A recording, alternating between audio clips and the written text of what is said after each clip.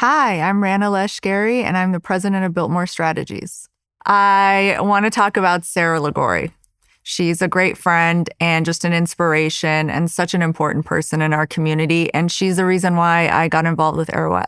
Being a fair chance champion means creating opportunities for our community members to turn their lives around after incarceration.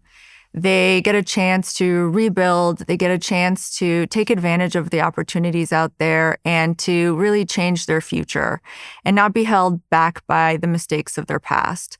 And I don't think that just helps our community members. I think it ends up strengthening families, it strengthens communities, and it's better for our economy in Arizona. I have a lot of respect for Sarah.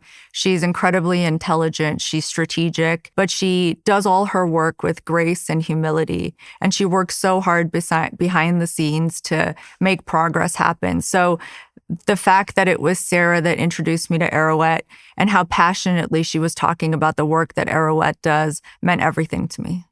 We're already on the global stage for a lot of the amazing things that we're doing in Arizona.